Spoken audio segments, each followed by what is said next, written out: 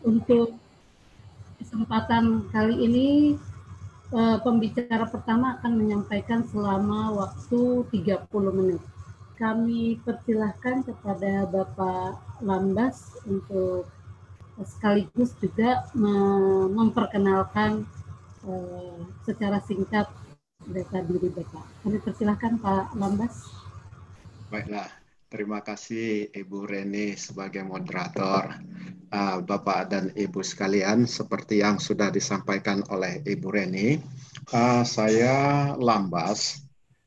Saya dulu bekerja di Pusat Kurikulum dan Pembelajaran. Baru tahun ini kan ada terjadi perubahan nomenklatur, sehingga mulai tahun ini kita itu nama pusatnya adalah Pusat Masuk Bagian Pembelajarannya masuk di Pusat Asesmen dan Pembelajaran.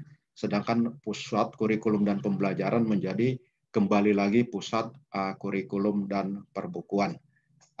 Mungkin itu sekedar biodatanya, Bu Reni, atau yang perlu lebih lanjut lagi? Nggak kedengaran nih Bu Reni, suaranya nggak ada.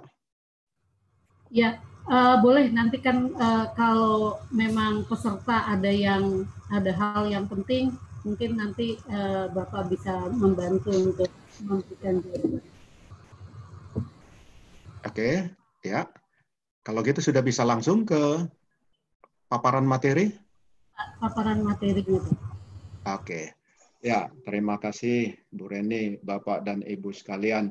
Dari undangan yang disampaikan bahwa peserta dari webinar ini adalah Bapak dan Ibu dari Dinas Pendidikan, kemudian Bapak dan Ibu guru kita praktisi di lapangan, dan Bapak dan Ibu guru pengawas yang ya membantu mensupervisi pembelajaran ataupun kurikulum seperti apa dilaksanakan di lapangan. Untuk selanjutnya, izinkan saya untuk share screen, karena katanya bahwa semakin banyak sense kita terlibat dalam suatu pengalaman belajar atau pengalaman mendapatkan informasi, maka peluang hal tersebut, pengalaman tersebut berada di long term memory akan semakin besar. Sehingga diharapkan Bapak dan Ibu bisa memanfaatkan matanya ikut berkontribusi, kemudian telinga juga ikut mendengar, ya, sehingga diharapkan ini bisa lebih memantapkan Bapak dan Ibu, walaupun pertemuan kita singkat, tetapi mempunyai bekas di dalam sistem neuron kita dalam bentuk memori yang kita sebut long term memory. Ya, mudah-mudahan kalaupun nggak sampai long term memory, working memory. Ya, oke, izinkan saya ke share screen langsung kepada poinnya Bapak dan Ibu adalah sebagai berikut. Oke, Bapak dan Ibu, saya cek dulu ya supaya jangan ini. Sudah kelihatankah? Sudah kelihatan? Sudah ya? Oke.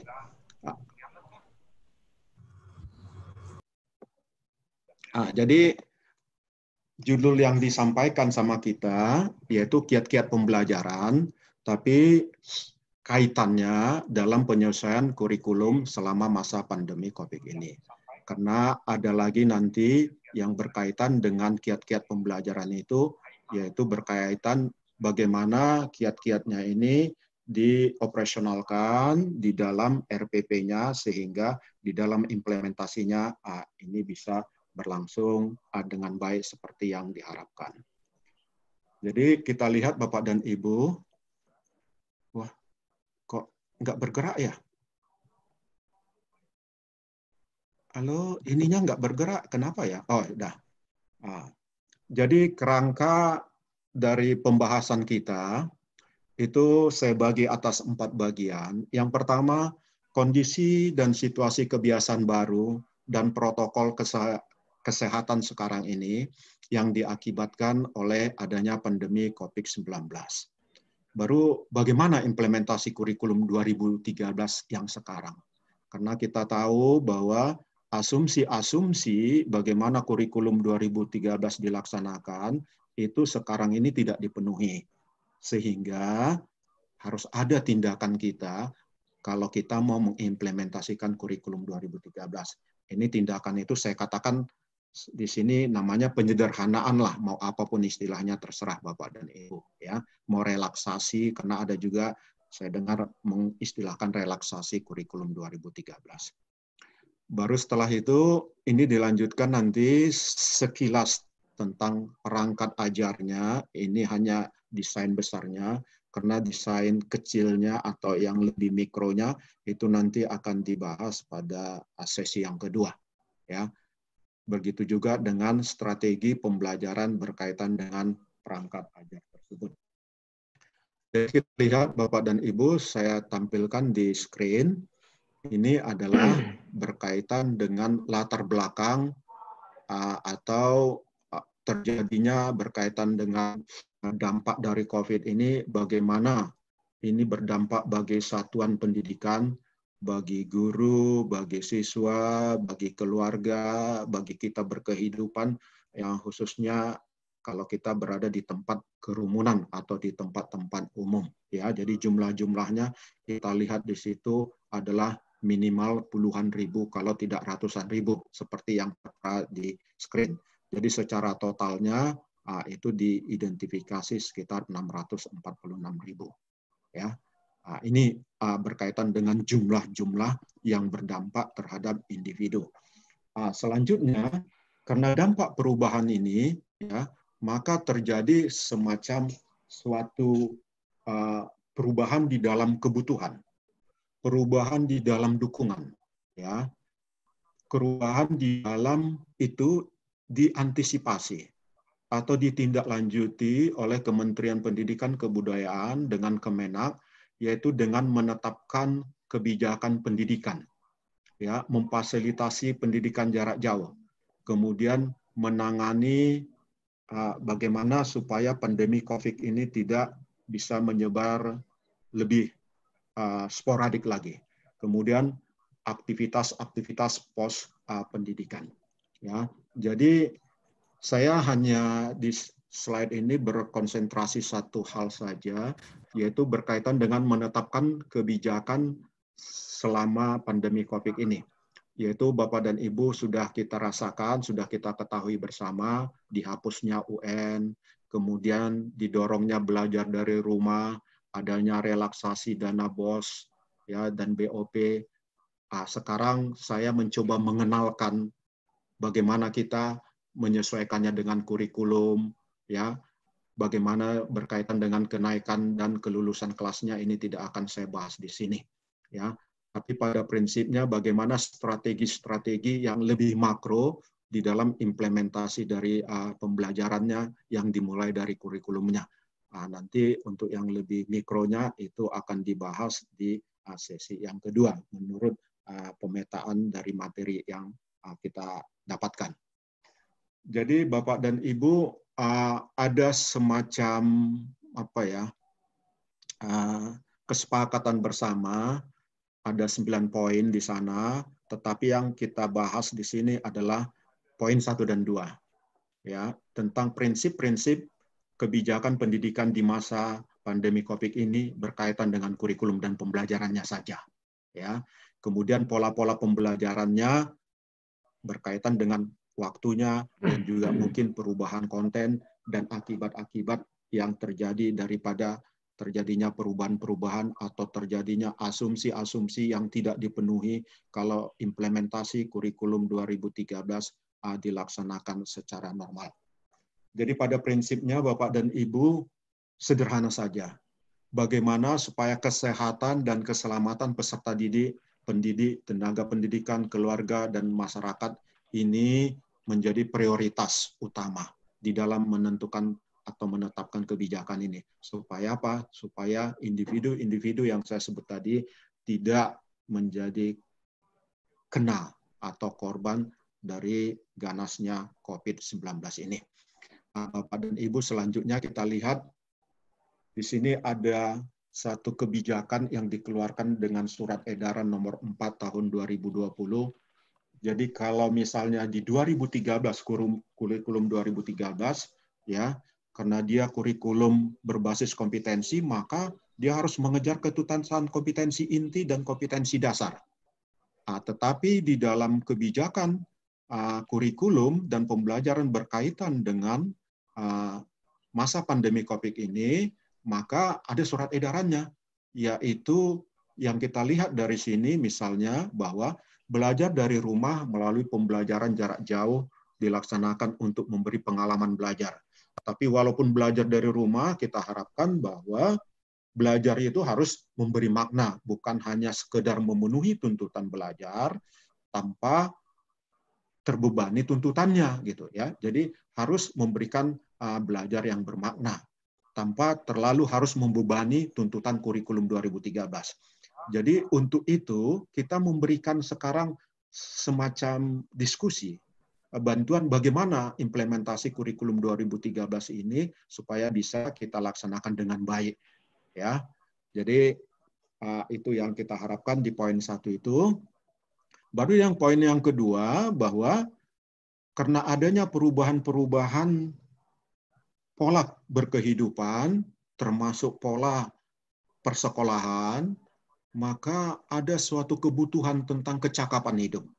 Karena kita tahu bahwa kecakapan hidup ini adalah suatu kecakapan yang dibutuhkan supaya kita bisa hidup layak dan supaya kita... Halo, ya? Bagaimana? Apakah? Tidak Pak, lanjut Pak. Itu ada mohon sekali lagi teman-teman guru di unmute dulu ya, biar narasumber bisa terus presentasi. Terima kasih Pak.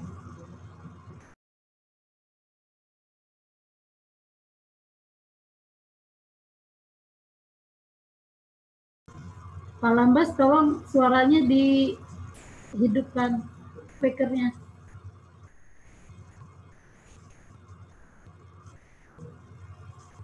Pak Lambas. Ya. Pak, tolong Bapak suaranya masih unmute. Pak Lambas. Ya, oke. Bagaimana? Ya, sudah. Silakan Pak. Tapi tadi sebelumnya bukan unmute ya? Tadi Bapak sebentar, enggak. Baru aja. Oke. Jadi perbedaan antara implementasi kurikulum 2013 yang ideal ketika dirancang dengan relaksasi kurikulum berdasarkan surat edaran nomor 4 tahun 2020 ini adalah bahwa pembelajaran itu tanpa terbebani tuntutan untuk menuntaskan keseluruhannya. Tetapi harusnya kita memberikan pembelajaran yang bermakna bagi siswa-siswa kita. Ya, jadi untuk ini bisa terjadi, maka kita menawarkan bagaimana perlakuan kita terhadap kurikulum 2013 ini. Inilah yang akan kita bahas melalui dari hulunya kurikulumnya, bagi nanti ke hilirnya bagaimana dia di dalam proses pembelajaran di dalam kelas. Oke. Kemudian karena adanya perubahan pola berkehidupan kita termasuk persekolahan, termasuk cara belajar, maka ada tuntutan kecakapan hidup. Supaya apa? Supaya kalau kita lihat definisi kecakapan hidup ini, kecakapan hidup itu adalah suatu skill atau kecakapan yang dibutuhkan supaya kita dapat hidup layak dan kita bisa menghadapi tantangan-tantangan kehidupan yang selalu berubah, ya. Sehingga ini perlu menjadi fokus kita juga di dalam kurikulum yang kita akan coba sederhanakan, ya. Ini tawar penyederhanaan. Baru yang berikutnya, karena kita tahu bahwa anak-anak kita itu mempunyai ya pola-pola atau gaya-gaya belajar yang berbeda, pola-pola hidup yang berbeda, maka diharapkan aktivitas-aktivitas kegiatan ini ya ini harus bervariasi supaya bisa melayani variasi-variasi di dalam kepribadian anak, di dalam gaya belajar anak, ya. Itu yang ingin saya sampaikan dari sini. Karena berikutnya saya Waduh, ini kok apa ya? Nggak bisa jalan ya, Bu ya? Kenapa ya? Apa sih kok nggak bisa jalan? Ininya, oh sudah, oke. Nggak bisa jalan intinya, Pak. Slide-nya nggak bisa bergeser, sudah digeser-geser. Kayak apa ya, stuck ya. Oke, sekarang penyederhanaan kurikulum yang saya sudah jelaskan sebelumnya itu tentunya harus kita mulai dengan pemetaan. Ya, jadi kita petakan dulu materi-materi yang sejenis kita kumpulkan, kemudian kita melakukan analisis, Apa sih Bang? melihat mana materi-materi yang esensial dan prasyaratnya. Kalau dirasakan nanti kurang esensial, mungkin kita bisa tinggalkan. Ya, baru kita lihat lagi mungkin ada KD-KD yang tumpang tindih atau materi beririsannya terlalu banyak. Ya, ini mungkin perlu kita reformulasi. Bukan tumpang tindih itu salah, enggak, tetapi karena kebutuhan sekarang, karena tumpang tindih atau apa materi yang beririsan itu adalah asas daripada spiralisasi dari perumusan kurikulum. Itu memang itu adalah sesuatu hal yang lazim. Tapi dalam kondisi ini karena keterbatasan waktu dan perubahan delivery, ini diharapkan deliver apa ini yang tuntutan yang beririsan banyak tumpang tindih ini kita coba mengurangi. Sehingga terjadilah mungkin kita reformulasi sebagian dari KD-KD supaya itu bisa kita capai dengan baik, supaya bisa kita implementasi dengan baik. Itulah yang saya maksud dengan mencoba menyederhanakan dari kurikulum 2013 supaya bisa kita laksanakan dengan baik. Jadi strateginya ini nanti kita lanjutkan, ya. Kalau sudah, halo, yuk.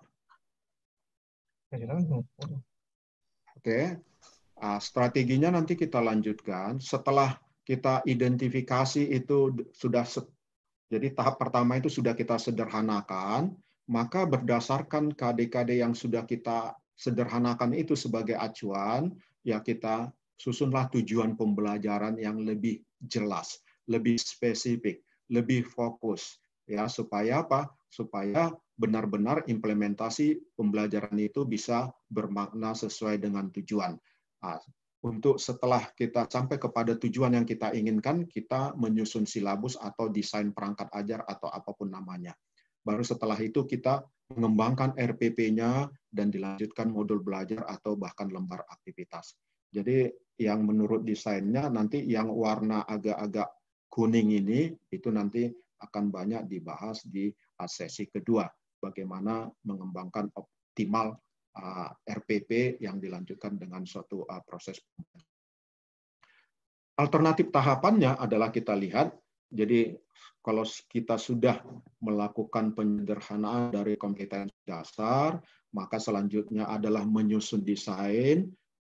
Selanjutnya adalah menyusun modul-modul pembelajaran yang kira-kira dibutuhkan di mana buku teks yang ada itu kurang mendukung.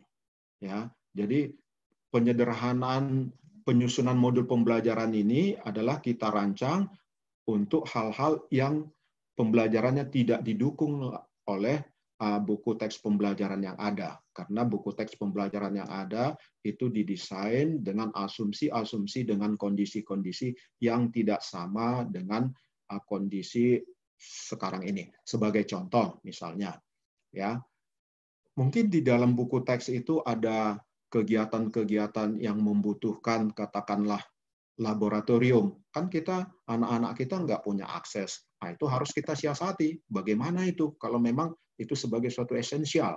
Ya, kalau misalnya dia katakanlah perlu praktek lapangan. Nah, praktek lapangannya di mana? Kalau misalnya praktek lapangannya katakanlah tidak hanya bersekitar rumah, ya mungkin tidak masalah. Ya, tetapi kalau dia misalnya keluar ke tempat umum, maka protokol kesehatan harus dipenuhi. Jadi itu kita susun. Baru kita lanjutkan lagi. Ya untuk yang lebih baik lagi. Mungkin modul pembelajaran ini kita lihat dulu. Sudah ada nggak video-video yang bersesuaian, yang perlu kita kurasi. Sehingga ya kita gunakan aja yang sudah ada. Ya, atau kita lakukan perubahan-perubahan penyesuaian adaptasi terhadap yang ada. atau bila perlu ya, ini kita kembangkan video audio yang khusus. Ini khususnya yang saya katakan ini berkaitan dengan materi-materi yang mendukung kecakapan hidup di dalam belajar pada proses sekarang ini, pada masa sekarang ini. Ya, kenapa? Karena materi-materi yang seperti itu tidak kita beri fokus pada kurikulum sebelum 2013 yang dilaksanakan pada waktu-waktu sebelumnya. Sehingga ini kita perlu memberikan perhatian yang khusus kepada pendidikan kecakapan hidup. Sehingga dari sini belajar dari rumah itu ada kemungkinan variasi-variasi yang terjadi, sehingga yang sudah terpikirkan adalah misalnya membuat modul belajar, ini khususnya kepada kita berikan kepada anak-anak kita yang kurang beruntung. Ya. Jadi mungkin di rumah tidak ada listrik, ya. Tetapi kalau misalnya fasilitas lain, misalnya katakan internet, radio, TV, listrik dan sebagainya, ya mungkin dia sudah bisa melakukan akses pembelajaran melalui TVRI, TV edukasi atau rumah belajar, ya, atau melalui radio, dan juga yang tak kalah pentingnya juga mendorong anak-anak kita juga bagaimana memanfaatkan sumber-sumber yang namanya open source, ya, karena banyak sumber-sumber open source itu sangat-sangat disusun, dikembangkan dengan suatu saat cara yang canggih yang mungkin kita belum sanggup menyusunnya. Tetapi yang paling penting di sana memang kita harus bisa memberikan arahan bagaimana mencari itu, bagaimana mengembangkan keyword-keyword di dalam mencari informasi di internet, ya. Bagaimana keyword-keyword mencari informasi kalau ada misalnya dia di dalam katakanlah di buku dan lain sebagainya. Jadi bagaimana kemampuan mencari informasi itu adalah salah satu juga sekarang ini menjadi kecakapan hidup yang sangat dibutuhkan oleh anak-anak kita. Supaya ini bisa berjalan dengan baik, ya, maka salah satu strategi pembelajarannya itu kita memadukan, ya. Jadi kita tidak terfokus pada satu keadaan saja, ya. Jadi kalau kita katakanlah belajar matematik, kita juga bisa mencoba memadukan unsur-unsur yang ada di dalam diagram seperti yang Bapak dan Ibu lihat di sana. Ada nggak kaitannya belajar matematik misalnya dengan pola hidup bersih sehat? Kalau bisa, ya kita coba. Ada nggak bisa kita mengkaitkan, katakanlah pembelajaran matematik dikaitkan dengan bagaimana dia menguatkan literasi atau numerasi? Bisa. Ya, ini banyak. Jangan Bapak Ibu kita berpikir bahwa literasi itu hanya semata-mata itu adalah tanggung jawab oleh guru bahasa. Ya, bukan seperti itu. Ya, tetapi guru-guru kita juga, guru-guru matematik juga bisa mendukung ke sana.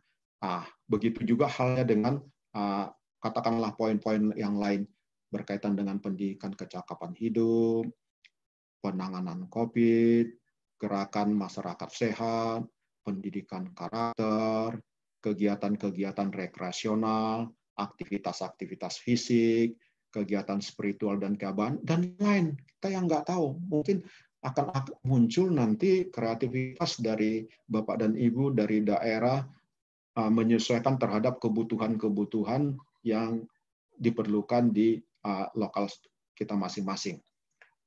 Prinsipnya bahwa yang pertama kita lihat dulu, kita manfaatkan sumber-sumber yang ada. Ya, jangan buru-buru mengerjakan, taunya sudah ada. Sayang sekali waktu dan energi kita. Jadi kita identifikasi dan kita manfaatkan sumber-sumber yang ada kalau itu misalnya bisa sesuai kita gunakan. Karena kementerian mempunyai banyak hasil-hasil kerja yang mungkin bisa kita manfaatkan. Atau mungkin dari yang ada itu kita supaya jangan terlalu banyak makan waktu dan banyak makan usaha, ya kita lakukan penyesuaian-penyesuaian sesuai kebutuhan. Seandainya langkah terakhir tidak ada, barulah kita melakukan pengembangan-pengembangan. Dan saya yakin berdasarkan kajian-kajian kita memang ada kebutuhan akan pengembangan-pengembangan. Kenapa? Karena memang selama ini itu kita tidak kembangkan untuk asumsi-asumsi kehidupan yang normal sebelum masa pandemi COVID ini. Nah, sementara kehidupan normal, kebiasaan baru kita sekarang ini kan sudah berbeda dengan yang kebiasaan normal dulunya. Nah, sehingga terjadilah pengembangan suatu materi yang sangat dibutuhkan, yang perlu untuk anak-anak kita supaya dia dalam tanda petik itu ya bisa survive lah kata orang, bisa berhasil, bisa kalau kasar banget ya, kalau survive itu bisa hidup, nggak sampai hidup dan mati, tetapi hidup layak di dalam situasi yang sekarang ini. Saya rasa secara garis besar itu, sekarang saya lanjut bagaimana kira-kira yang usulan penyederhanaan yang kita maksud supaya apa? Supaya kita mulai dari hulunya dulu, nanti ke hilirnya berkaitan dengan bagaimana itu direncanakan, kemudian bagaimana itu diimplementasikan di dalam pembelajarannya. Bapak dan Ibu, saya ganti new share ya Bapak dan Ibu.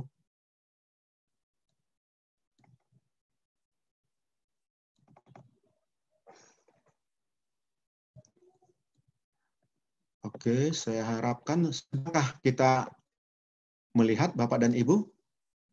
Sudah ya? Nah, Bapak dan Ibu di sini misalnya, ini saya mohon maaf, karena saya berkonsentrasi matematik, ada baiknya saya contohkan matematik. Yang lainnya nanti ya sama saja kita menyesuaikan terhadap mata pelajaran kita. Jadi ini adalah situasi kondisi di mana kami melakukan sebagai contoh pemetaan materi pelajaran matematik wajib di SMA. Ya. Nah, jadi yang kita lihat ini KD pengetahuan dan keterampilan berdasarkan Permendikbud 37 tahun 2018 yang di kiri ini. Kemudian ini ruang lingkupnya. Nah, jadi kita melakukan usulan penyederhanaan dan memberikan rasional. Nah, ini dipertahankan, namun kata kerja operasionalnya diubah menjadi, kalau pertanyaan di sini menginterpretasi, maka ini cukup membandingkan. Jadi agak diturunkan. Ya, tetapi di sini diturunkan, nanti di tempat lain mungkin ada penguatannya, ya. Tuntutan di sini diturunkan.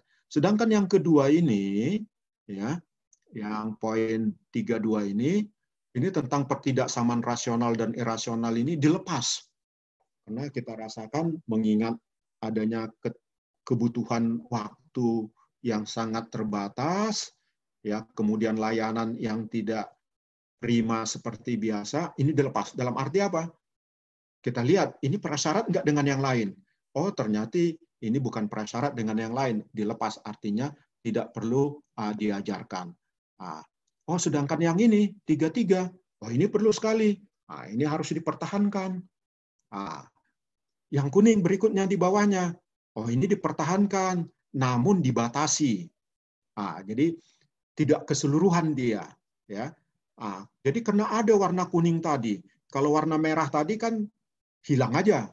Kalau warna kuning ini kan dipertahankan, tapi ada disederhanakan atau diubah dan lain sebagainya, ya, maka terjadi semacam reformulasi dari kurikulumnya itu.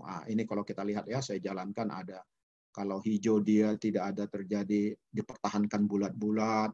Kalau merah dihilangkan bulat-bulat. Kalau kuning dia dilakukan penyesuaian-penyesuaian, sehingga ini diberikan kesimpulannya.